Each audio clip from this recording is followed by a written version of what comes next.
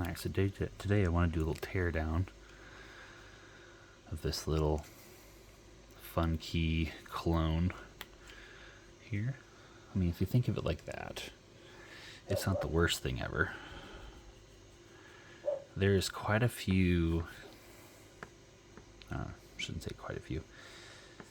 There's just a handful of these different clones out there right now. This one's more for like Game Boy Color. I wouldn't play any super hardcore action game on or anything.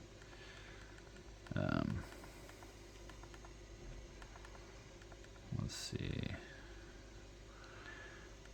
Crystal clear.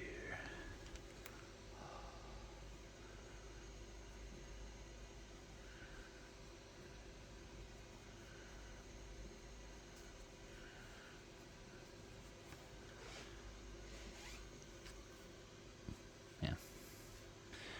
But you can see it's kind of a cool little doodad. There's no power switch here, it's just an SD card slot. Power switch is actually this volume switch. That's horrible, if you ask me. And that's not power switch. That's really just cuts the power to the system. It's like a toggle switch for the battery. So it's really not great for the system, I bet. So, I don't know. That being where the volume is on the stock one is really stupid, if you ask me.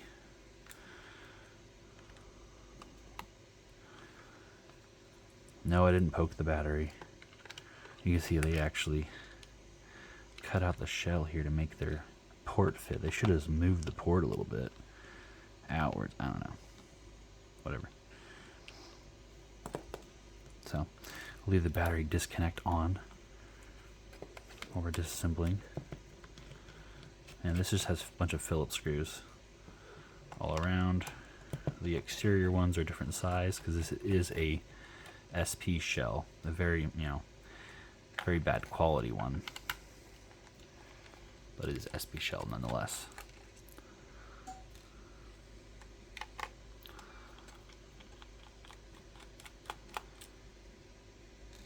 Alright, and there's one more under the fake game.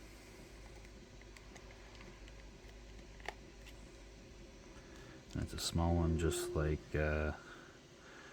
this one is. So, all right, it just opens up.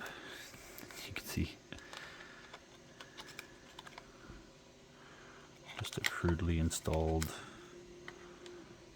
battery, so I'll have to remove that. They actually put little tiny plastic nubs on these to make these a little softer to press. So that's kind of cool.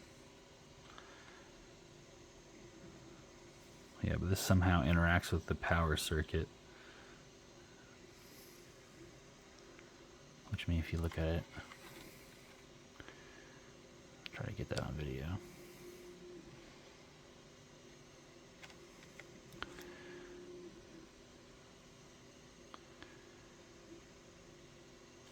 Yep.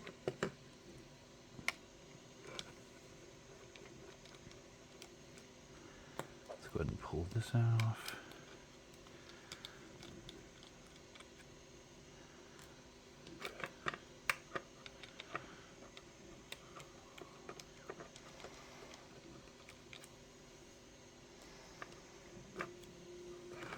I may not have to take the solder off. Let's see.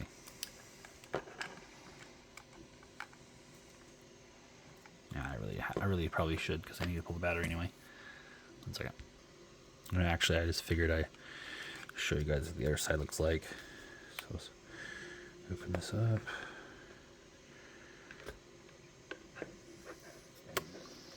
And you can see here. That's the other side. Let's go ahead and pop off this with a little. I don't have anything really great to use here.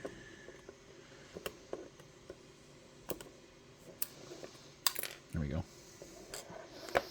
Nice.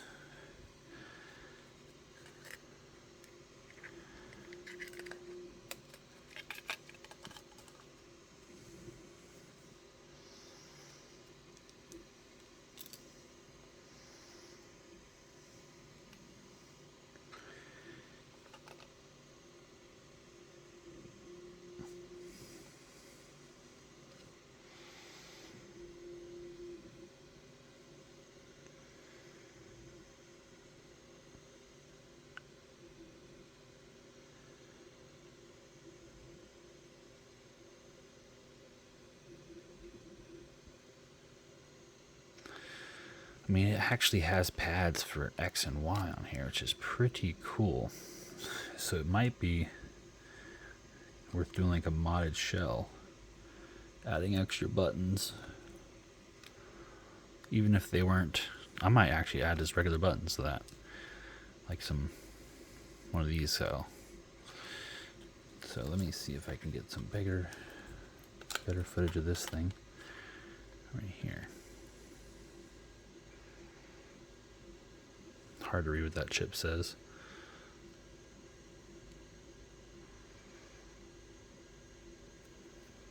Everything's pretty much labeled out on the board.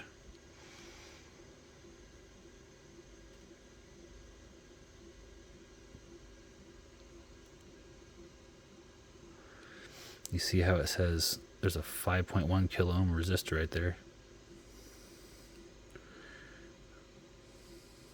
Pretty sure that's for, yeah,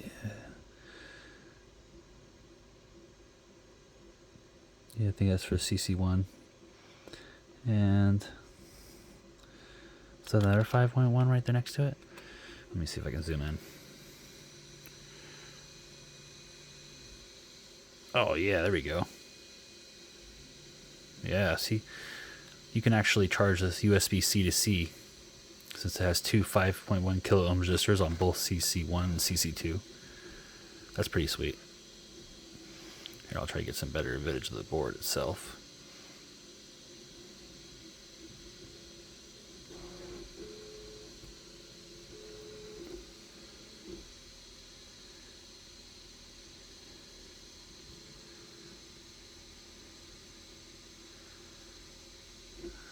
Read that. There we go.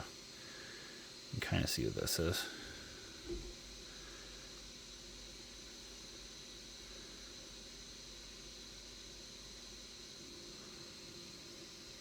All right, I'll flip over. If there's a way we can use a better screen, anyone who knows, please let me know. This is the screen point we're working with.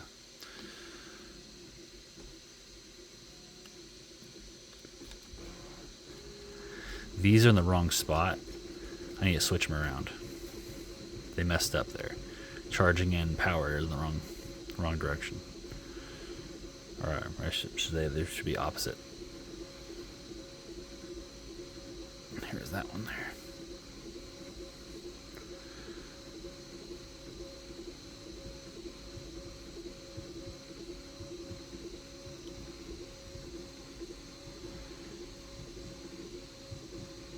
Hopefully this helps people make some custom stuff for this thing. That'd be really cool. But let's see how the screen's put in here.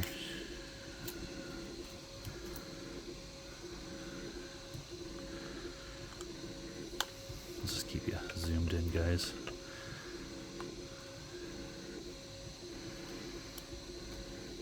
For now.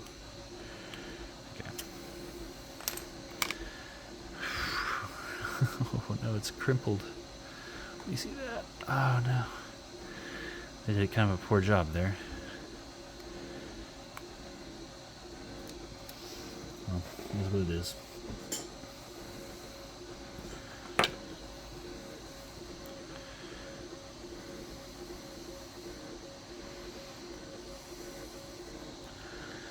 Okay, probably shouldn't look at the camera. Just put a nick in it because I wasn't looking. Alright, there we go. It's not the best shell, but I do like keeping these feet. I have 3D printed some feet before. I'm designing some feet for the SP, but trying to avoid messing them up, just in case I want to reuse them.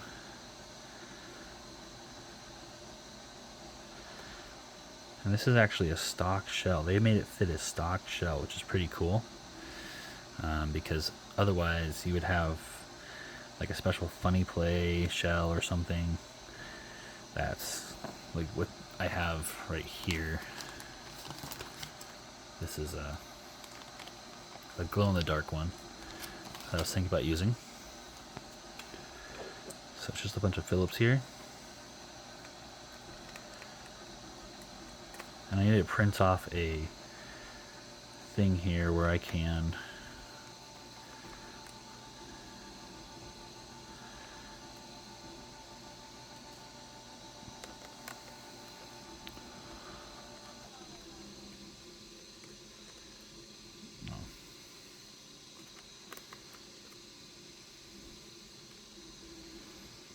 pull the hinges out.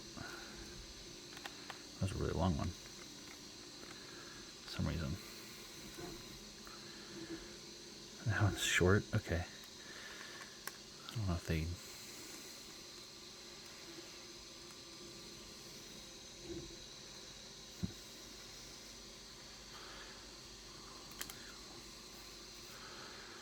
Let me zoom out just a little bit.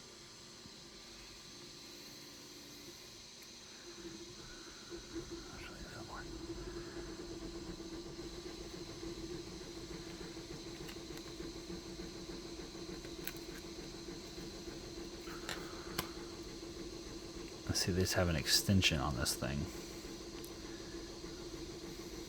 So,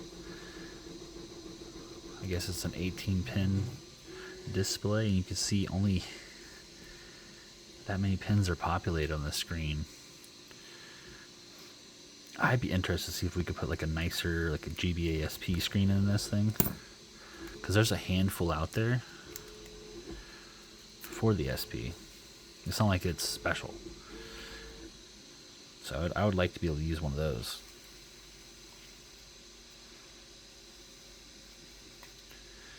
I just have a magnet right there. Interesting. Wonder why. Oh, maybe it's for the screen? Huh. Ooh. There goes that one little screw for that. Alright. No, that's a teardown.